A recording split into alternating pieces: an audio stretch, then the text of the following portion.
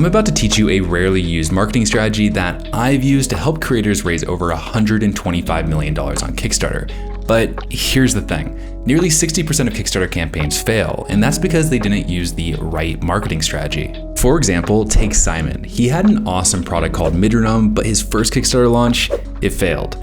Then he followed my strategy, relaunched, and made 159,000 euros. Or take Kelvin. He tried to launch the Okudesk with the wrong strategy, and again, failure. Then he learned the tactics I'm about to teach you, and you guessed it, success. You see, if you boil it down, the difference between failure and success for both Simon and Kelvin was following the right marketing strategy. And I have hundreds of other examples just like them. Because for the past decade, my team and I at LaunchBoom have been helping creators just like yourself raise over $125 million through Kickstarter and Indiegogo. And in this video, I'm gonna share my entire Kickstarter marketing strategy, how anyone can use it to launch a successful campaign, and I'm gonna give you examples of creators who are having huge launches because of it right now. Oh, and also, I'll be letting you in on a little secret later in this video where I'll tell you the 4 traffic sources that drive nearly 100% of all the sales to the top Kickstarters. But before I reveal that, you gotta understand why Kickstarter is the best place to launch your product. If you thought the Kickstarter failure rate was high, wait till you hear this. 90% of all startups fail, meaning Kickstarter creators are 4 times more successful than normal startups. And that's because there are 4 unique benefits of Kickstarter that make it different from a traditional product launch. The first benefit, you only need a prototype. That's right, you do not have to build up a whole bunch of inventory in order to launch. Just a functional prototype will do. The second benefit, you can pre-sell your product and get real revenue from real customers. So just using your functional prototype, you can get all your marketing assets like your product photos, your videos, and ads. Then you can launch your campaign on Kickstarter where people will buy your product before you even make it. The third benefit, you can validate that there is actually a market for your product. Everyone's mother is going to tell them that they have a great product, of course, right?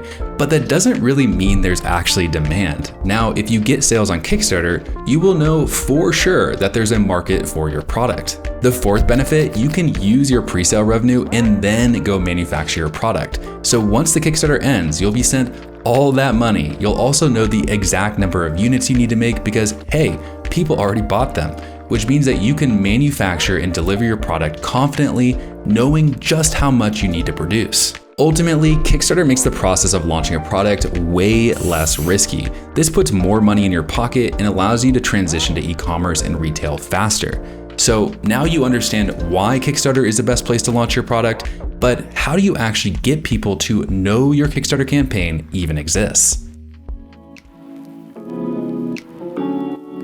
All right, I love this story. We got an email last year from Dusty and Amy, who were 2 first-time creators looking to launch their board game called Botany. In the email, Dusty asked if we thought raising $67,000 on Kickstarter was even possible. Well, they ended up raising over $1 million from over 15,000 backers. So where did all those backers even come from? If you look at their dashboard on Kickstarter, it shows 315 different traffic sources. That sounds like a lot, right? Well, not really. What beginners don't understand is that if you boil it down, there are really 4 main sources of traffic to a Kickstarter page that drive nearly 100% of the funding. I like to call them the 4 Horsemen of Traffic, and understanding what they are will make it way easier for you to know where to focus your effort. Because time is a very valuable resource, especially when it comes to your Kickstarter launch. So let's start with Horseman number 1, your pre-launch email list. Now, Dusty and Amy built up a following before they launched on Kickstarter. In total, they had nearly 9,000 people on their email list, and better yet, 2,600 of those people also put down $1 during the pre-launch to reserve a special add-on at a discount. And when they launched, they sent an email to this list. Now, I like to say that this horseman leads the charge. Why? Because 16 minutes after they sent their email, they hit their funding goal, and by the end of day 1, they had raised over $105,000. Nearly all of that was from their pre-launch email list. Now moving on to Horseman number 2, online advertising. After the pre-launch email list was done leading the charge, Dusty and Amy turned their attention to online advertising. This horseman does a great job of building off the momentum of the pre-launch email list. I like to say that this horseman fights till the end. Online advertising drove sales for Dusty and Amy every single day of the campaign, and by the end, sales from this horseman alone totaled over $300,000. That's not too shabby, right? All right, horseman number 3, PR and influencer marketing. Want to hear a kind of crazy stat? Only 0.13% of all Kickstarter campaigns ever hit $1 million, and Dusty and Amy hit that milestone on their first Kickstarter launch.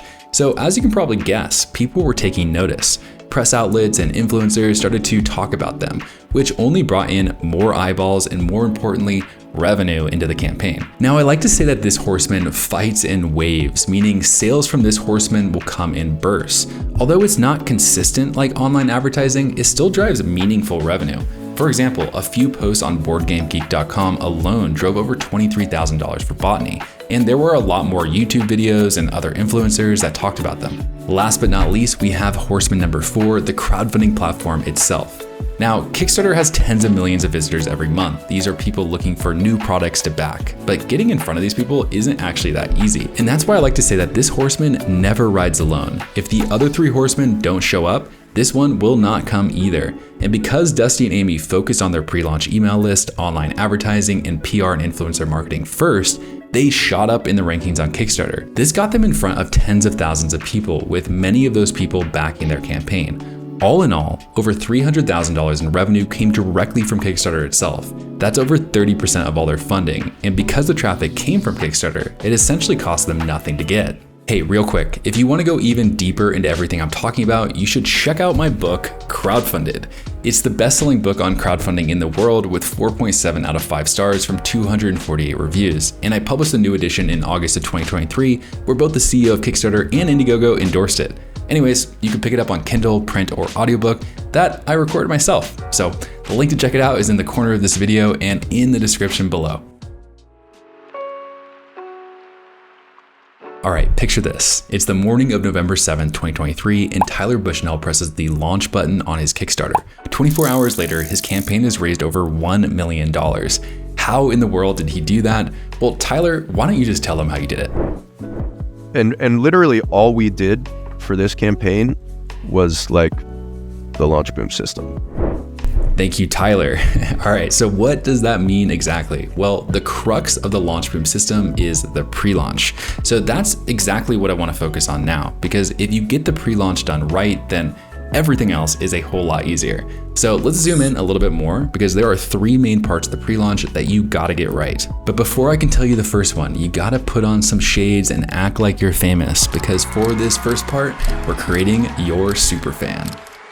All right, let me take these off. Knowing your target audience is the foundation of your marketing, and without it, everything you do just won't work. To make this process a little more fun, I like to say you gotta find your superfan. Think about who would love your product. Stretch your imagination a little bit here. Give them a name, a little backstory, give them an occupation, a family, an income, all of that. But the most important part here is to ask the following questions. What do they do for fun? What brands do they buy from? Who do they follow? What do they watch and listen to? Now for Tyler, his superfan liked video games, especially the retro arcade type. They like the finer things in life, like Ferrari, Supreme, and Mont Blanc watches. They are also a little bit of a nerd and like reading Wired or watching the latest MKBHD video on YouTube. Now you'll also want to ask, what other products do they own? Which is their favorite? What do they look for when buying products? What are their top frustrations? These questions will help you figure out how to find and target your superfan with ads and what parts of your product you should highlight. And now with the superfan done, it's time to get them to sign up for your email list using something called a reservation funnel. So what in the world is a reservation funnel? Well, good question. It's a website to collect email addresses and, more importantly, $1 reservations during the pre-launch. And by paying $1 in the pre-launch, the person is rewarded with something like a discounted add-on. Now, to illustrate why this works so well, let me tell you what our funnels used to look like. Because when we started Launchboom back in 2013, they were a little bit different. So the funnel would start with a Facebook ad. Someone would click on the ad and be taken then to a landing page.